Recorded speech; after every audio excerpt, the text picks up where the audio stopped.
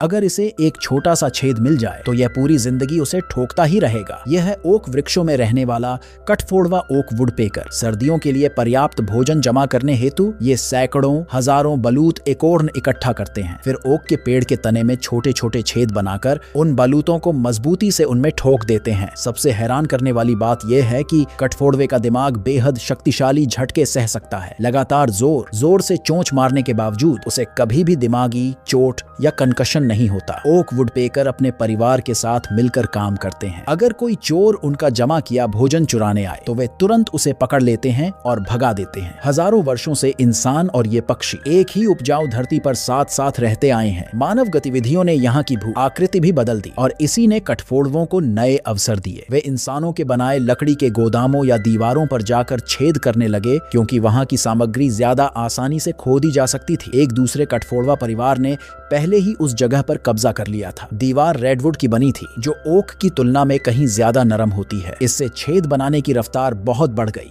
लेकिन इसके साथ एक नई समस्या भी आ गई। जैसे ही वे बलूत को छेद में ठोकते कुछ ही देर में वह नीचे गिर जाता। असल में रेडवुड भले ही नरम थी लेकिन बहुत पतली भी थी। सारे बलूत पीछे की तरफ से बाहर गिर रहे थे, यानी उनकी चालाकी ही उन पर भारी पड़ गई। खुशकिस्मती से कुछ बलूत दीवार के अंदर की तरफ गिर पड़े, जिससे उन्हें अपनी गलती सुधारने का मौका मिल गया। इस बार वे फिर से ओक के पेड़ के तने पर लौट आए और पुराने तरीके से भोजन जमा करने लगे। उधर शुरुआत में दिखाया गया कठफोड़वा अब पर्याप्त भोजन जमा कर चुका था और धीरे धीरे अपनी मेहनत का हिसाब देख रहा था। उस ओक के पेड़ पर 4000 से भी ज्यादा बलूत उसके परिवार का सर्दियों का भंडार थे। पेड़ की शाखाओं में छेद करने से पेड़ की वृद्धि पर कोई असर नहीं पड़ता और इन्हीं बलूतों के सहारे ओक वुडपेकर लंबी ठंडी सर्दी सुरक्षित तरीके से गुजारेंगे।